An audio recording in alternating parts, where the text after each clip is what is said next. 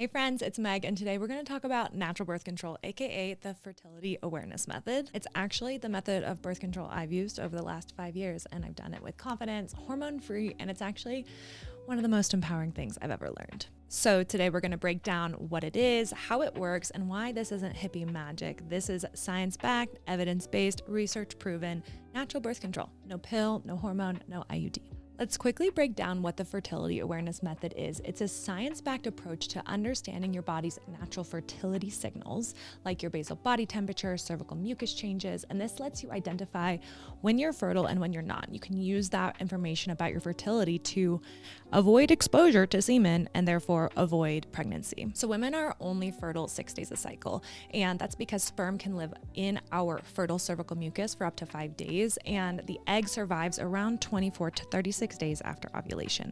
So the mean girls meme comes up a lot here, but it's not true. So the Fertility Awareness Method is based around understanding your ovulation. When your ovulation occurs, your basal body temperature rises, and then pregnancy is no longer possible for the rest of the cycle. So when practiced correctly, this method is called the symptothermal method, and it combines both tracking your basal body temperature and your cervical mucus. And studies show it's around 98 to 99% effective, and that's comparable to the pill if you're paying attention to the science, but without the hormones, prescriptions, or side effects. So how do you even get started with the Fertility Awareness Method? It's also called charting your cycle, and you'll understand that here in a moment, but it's really a 3-step process. 1, you're gonna take your basal body temperature every single morning when you get out of bed. The next piece is, to me, the most important, and it's tracking your cervical mucus each day. Your cervical mucus changes throughout your cycle. You'll notice you'll have, obviously, your menstruation, your menstrual blood, and then you'll go into what we call dry days, where there's not really a lot of mucus present. During your follicular phase and into your ovulatory phase, this mucus will change into creamy and then like juicy, wet, almost egg white quality mucus.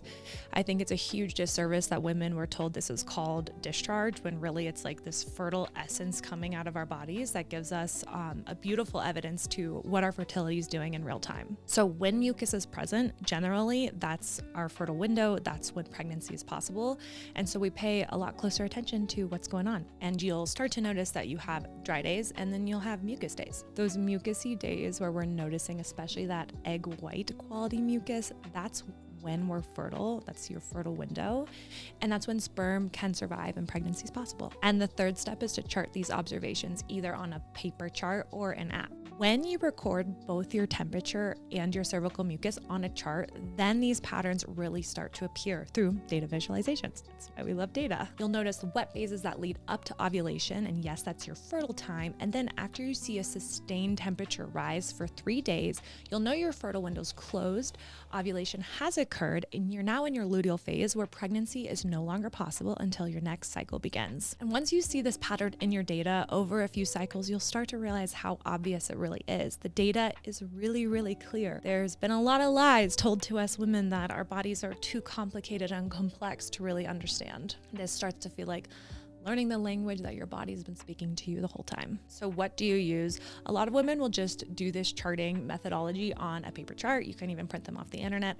I actually built an app. It's called Lady Data, and I built it because I wasn't satisfied with the period apps out there, and I just didn't think that there was a really great app that both cared for my data and kept it private, but also helped make these visualizations really easy, just like with entering it in my phone every single day. So more on that later. Let's bust some myths. Myth number 1, you can get pregnant at any time in your cycle.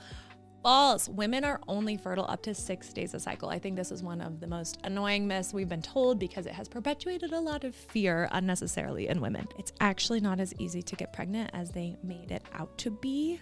Believe it or not. Myth 2, natural cycles do the same thing. Yeah, it's a myth. Natural cycles really only tracks temperature and it ignores cervical mucus. Natural cycles works for a lot of people, but I think it misses that education component and fails to be a true body literacy app. And myth number 3, this takes too much effort. Once you get in the habit of paying attention to your body signals and just entering it into an app or on a chart every day, it'll take like 1 to 2 minutes a day. I think there's this big myth that it's a burden to track your cycle and just like popping a pill is that much easier. Yes, popping a pill is super easy. But every woman I know who practice the Fertility Awareness Method says it makes them more connected to their bodies, not burdened by having to do this. So if you want to keep learning about this method, I highly recommend 3 books to keep going deeper, because this is really just an overview. Book number 1, Taking Charge of Your Fertility, is kind of like the Bible of fertility awareness. It's where a lot of us get started, but I wouldn't just stop there. There's a couple of other great resources. Another one is The Fifth Vital Sign by my favorite naturopathic doctor and fertility awareness educator, Lisa Hendrickson-Jack, and it just gives us the blueprint on how our bodies work and what to pay attention to. And then there's also the Sensi Plan method, which is one of our evidence-based methods for fertility awareness that really gets into the details and the science of this. So go have fun with those resources. It would be remiss of me to not acknowledge the hormonal contraception conversation. Hormonal birth control has been deeply normalized in our Western society, but there are very real side effects from shutting off your natural cycle, from mood and libido changes to nutrient depletion, and even, yes, the science shows us an increased risk of depression. Our society has made it seem like living in a female body is an inconvenience, but I reject that. Our bodies are brilliant. They just need us to listen. That being said, I will always support a woman's informed choice, whether it's hormonal or not. But it's time to question why a multi-billion-dollar industry has convinced us to silence a natural biological process that is not broken. Learning fertility awareness is about trusting yourself again. It's not anti-science, it is science, and it's your body's data. So if this conversation resonated, go ahead and hit like and subscribe. This is new. I'm new here on YouTube. I'm trying to figure out how to do this thing, how to talk to women, how to educate, and how to progress really what is the future of women's health. And it would mean a lot to me if you shared this with a friend who's also interested in going hormone-free. If you want to chart your own cycle in a modern and intuitive way, check out my app, Lady Data, at ladydata.co. It's in its early testing phase right now, so it's not available on the App Store just yet, but I'm working on it. Hopefully by the end of the year, it'll be released. And really appreciate you stopping by. Please leave a comment, and I would love to get to know you and talk to more women who are interested in this work.